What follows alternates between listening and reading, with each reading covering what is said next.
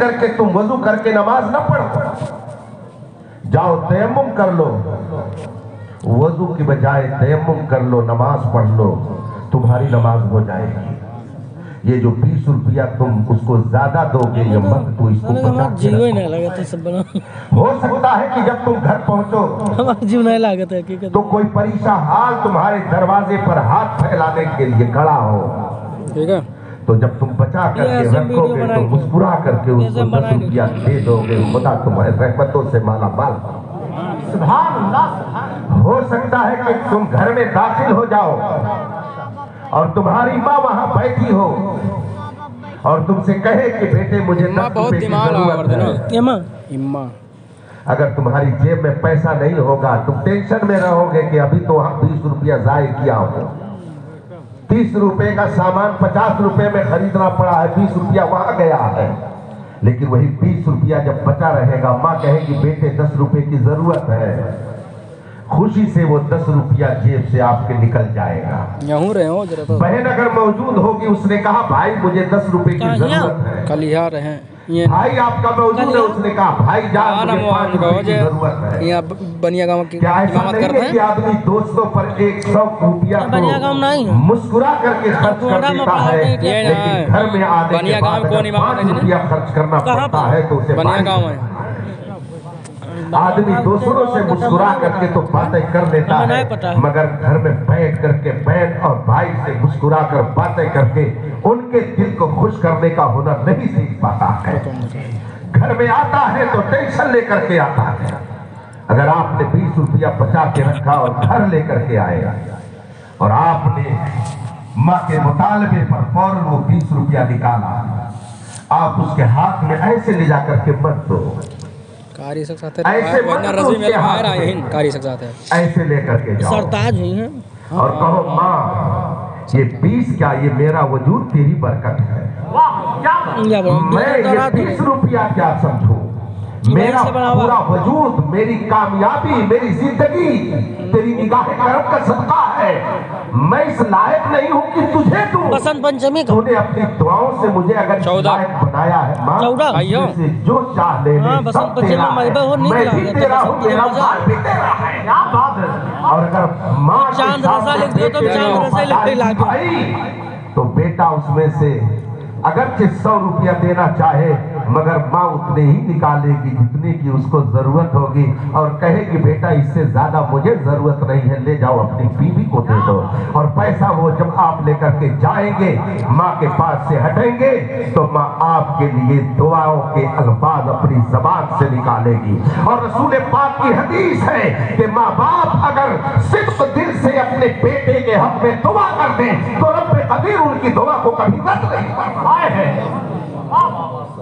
مگر یہ شعور کہاں سے آئے گا، یہ تہذیب کہاں سے آئے گی، یہ کلچر کہاں سے آئے گا، یہ سیرت کہاں سے آئے گی، یہ کردار کہاں سے ملے گا، کالج سے ملے گا، یونیورسٹی سے ملے گا، ایوان سیاست سے ملے گا، یہ کردار اگر ملے گا تو مصطفیٰ کے غلاموں کی بارگاہ۔ نعرہ تکبیر، نعرہ رسالت، مسلک اعلیٰ حضرت۔ شرح نے مال کی حفاظت کی اس طرح سے ہمیں تعلیم دی، آپ بڑی آسانی سے پیسے خرچ کر کے گھر پہ آ کر کے آرام سے بڑی آسانی سے آپ اپنے مال کو ضائع کر دیتے ہیں، لیکن خدا نے یہ مال اس لیے نہیں دیا ہے کہ آپ حرام کاموں میں لگا دیں، اس سے بھی پوچھا جائے گا، اس مال کے تعلق سے بھی سوال ہوگا، اور اگر یہ آپ کے پاس آ گیا تو نوش پہ تاؤ دے کر کے آپ غریبوں کو ذلیل مت سمجھو۔ جو خدا یہ مال آپ کو دے رہا ہے اگر خدا چاہے تو یہ مال آپ سے چھین بھی لے، اور اگر وہ چھین لے تو پھر دنیا کی کوئی طاقت دینے والے نہیں ہوگی۔ کیا آپ نہیں دیکھتے ہیں न गोरे सिकंदर है न कब्रे दारा, मिटे नामियों के निशान कैसे कैसे। जिनके महलों में हजारों रंग के फानूस थे, झाड़ उनकी कब्र में है और निशा कुछ भी नहीं। 4 दिन की चांदनी है, ये तेरा वहाँ कुछ भी नहीं। बड़ी बड़ी ताकतों को देखा गया है, बड़े लश्कर की तारीख पढ़ी गई है, लेकिन खुदा ने जब अपनी गिरफ्त में तो दुनिया की कोई ताकत लाओ लश्कर को करने वाले तारीख का हिस्सा तो बना हुआ है, उसके वजूद को कहीं तलाश करें तो आपको कहीं उसका वजूद दिखेगा नहीं। रब ने ऐसी मार मारी कि पूरी दुनिया के लिए हजारों साल से वो निशाने इबरत बना हुआ है। अल्लाह ने माल दिया, उसकी हिफाजत कीजिए। हराम कामों में खुशदिली से खर्च करने वाले आला हजरत का पैगाम सुनो। आला हजरत फरमाते हैं कि अग्निया नाम चाहते हैं, ये हराम कामों में फजूल जगहों पे अपना पैसा खर्च करने में तो जरा भी दरेग नहीं करते, लेकिन अगर दीन की बात आती है तो इनका कलेजा फटता है। आला हजरत फरमाते हैं इनका कलेजा फटता है।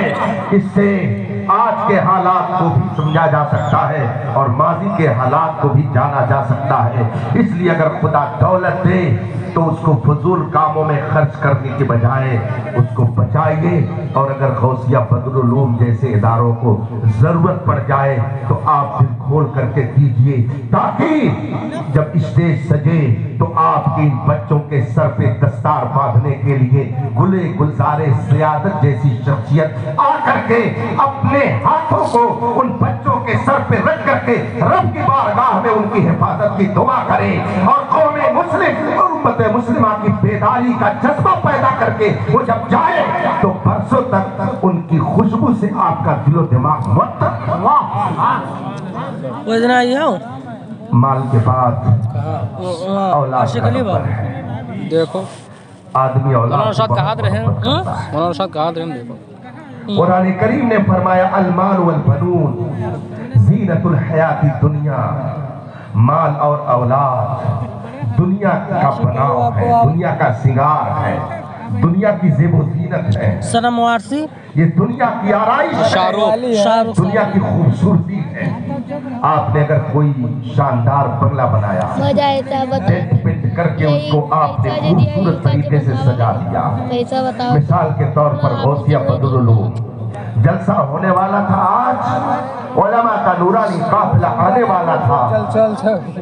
मौलाना इस्लाम साहब ने शानदार तरीके से इसे पेंट लगा दिया, बेहतरीन तरीके से इसे सजा दिया।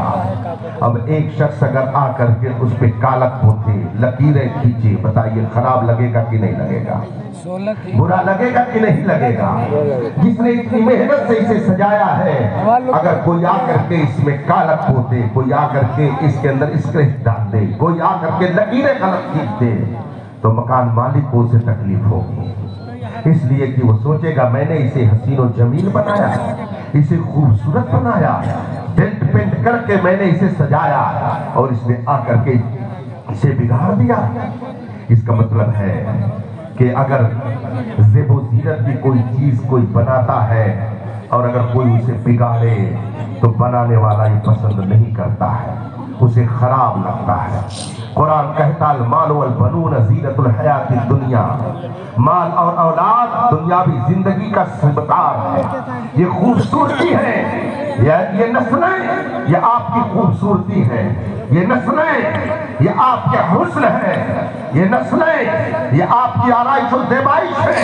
रब कदीर ने आपको आपकी औलाद की शक्ल में हुस्न और ज़ीनत के लिए ये चीजें अता की है, और ये ज़ेबो ज़ीनत की चीजें जो खुदा ने आपको अता की है, अगर इसको कोई बिगाड़े तो जिस खुदा ने आपको दी है वो खुदा कभी इसे गवारा नहीं करेगा, वो इसे पसंद नहीं करेगा।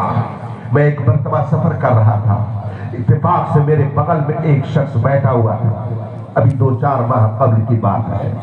मेरी आदत है कि मैं अपना वक्त ज़ाय नहीं करता हूँ, पढ़ने के लिए मैं कोई ना कोई किताब, और अब तो मोबाइल की सहूलत है, आदमी पूरी लाइब्रेरी किताब में रख करके चल सकता है।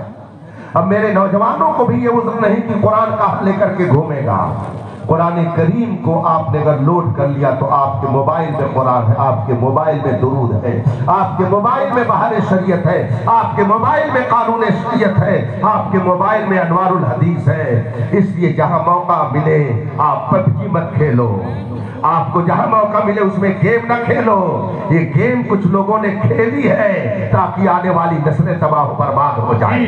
इन नस्लों को बर्बाद करने के लिए गेम खेली जा रही है। आपको अगर मौका मिले तो आप कुछ पढ़ा कीजिए। मैं अपने मामूल के मुताबिक खोला और फिर पढ़ने लगा। मेरे बगल में एक नौजवान हैंडसम बैठा हुआ था।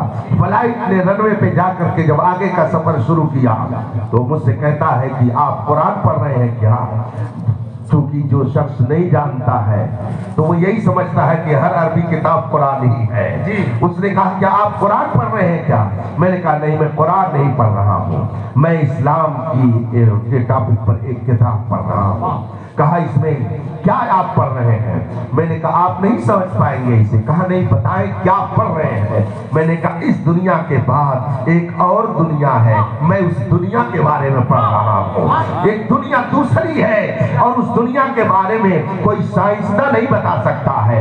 उस दुनिया के बारे में कोई रिफॉर्मर, कोई आज दुनिया का सियासी रहनुमा नहीं बता सकता है। उस दुनिया के बारे में वही बताएगा जिसे दुनिया बनाने वाले ने इल्म अता करके भेजा है। वही बताएगा कि इस दुनिया के बाद भी कोई दुनिया है। मैं इस दुनिया के बाद की दुनिया के बारे में पढ़ रहा हूँ। उसकी दिलचस्पी मेरी तरफ बढ़ी। कहा मुझे बता दीजिए क्या पढ़ रहे हैं? मैंने कहा आखिरत के बारे में पढ़ रहा हूँ। अब वो क्या समझे कि आखिरत क्या है? मैंने कहा ये दुनिया है, हमारे अकीदे के मुताबिक ये दुनिया एक रोज खत्म हो जाएगी और फिर एक दूसरी दुनिया देखने को मिलेगी जिसे आखिरत कहा जाता है। उस दुनिया के बारे में कोई साइंसदान नहीं बता सकता है। उसे हिसाब दे करके नहीं कोई जान सकता है। हिसाब किताब से वो इल्म नहीं आता है। दुनिया बनाने वाला जिसे चाहता है वो इल्म अता कर देता है, वही ये बताएगा।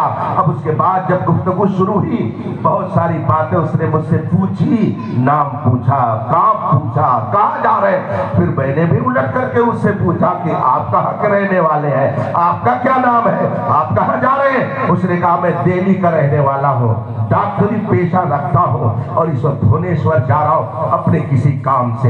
हैंडसम उस नौजवान ने मुझसे फिर और कुछ पूछना शुरू किया और पूछते पूछते वो कहता है कि अल्कोहल क्या आपके मजहब में मना है? शराब पीनी क्या नाजायज है, गलत है? मैंने कहा हाँ ये गलत है। कहा क्यों ऐसा है? मैंने कहा कि मैंने अपने दिल में सोचा कि अगर मैं इसे कुरान की आयत सुना करके समझाऊंगा तो शायद ये न समझ सके, इसलिए मैंने दूसरा तरीका इख्तियार किया और मैंने उससे कहा कि आप क्या मुझे ये बताएंगे, आप तो डॉक्टर हैं, बहुत जल्दी बता देंगे, क्या आप मुझे बताएंगे कि अगर कोई शराब पीता है तो उसका बुरा असर क्या पड़ता है जिसको साइड इफेक्ट कहते हैं? उसने कहा हाँ पड़ता है। मैंने कहा क्या पड़ता है? उसने कहा कि आदमी की अकल खराब हो जाती है, दिमाग पर इसका बहुत गलत असर पड़ता है। मैंने कहा और कुछ होता है? कहा हाँ और बहुत सारी असरात उसके दिखते हैं। मैंने सोचा कि लाओ इसी के अंदाज में इसे मैं समझाऊं। चुनांचे मैंने उससे कहा एक आपने बता दिया तो एक मुझसे सुन लीजिए। कहा बताइए। फिर मैंने उससे कहा कि देखिए अगर आदमी की अक्ल पर इससे असर पड़ता है तो आदमी के हुस्न पर भी इससे असर पड़ता है। उसने कहा हाँ। मैंने कहा अगर कोई 2-4 साल शराब पीता रहे, अगर हैंडसम होगा, खूबसूरत होगा, चेहरे का हुस्न खत्म हो जाएगा, रंगत खत्म हो जाएगी और जो आदमी के अंदर डिफेंस एनर्जी होती है जिसको कुव्वते मुदाफात अरबी में कहते हैं, ये भी खत्म हो जाएगी। फिर इंसान सही माना में इंसान बन करके जिंदगी नहीं गुजार सकता है। क्या ऐसा होता है? उसने कहा हाँ ऐसा भी होता है। ये भी आप सही कह रहे। मैंने कहा आपने एक खूबसूरत मकान बनाया, बेहतरीन किस्म से उसे आपने टेंट पेंट करके मुज़य्यन कर दिया। अब अगर आ करके कोई उसमें कालक होते, बताइए आपको अच्छा लगेगा? आप पसंद करेंगे? कहा नहीं, हम इसे नहीं पसंद करेंगे, इसलिए कि जब हमने इतनी मेहनत से इतना खूबसूरत मकान बनाया है, टेंट पेंट करके हमने उसे मुज़य्यन किया है, तो हम कैसे गवारा करेंगे कि कोई उसे खराब कर दे? तो मैंने उसी को मिसाल में पेश करते हुए कहा मालिक ने आपको बहुत खूबसूरत बनाया है, अगर आप मुस्तकिल शराब पीने लगेंगे आपका हुस्न खत्म हो जाएगा। मालिक कब ये गवारा करेगा कि आपका ये हुस्न खत्म हो। इसलिए बनाने वाले ने ये नहीं कहा कि जिसे मैंने खूबसूरत बनाया है वो अपने हाथों से अपने हुस्न को ज़ाय करे, इसलिए उसने शराब को हराम कहा। मैंने जब उसे ये बात कही, कहा हाँ आप सही करें, यहाँ से भुवनेश्वर तक का सफर 2 घंटे में इतनी जल्दी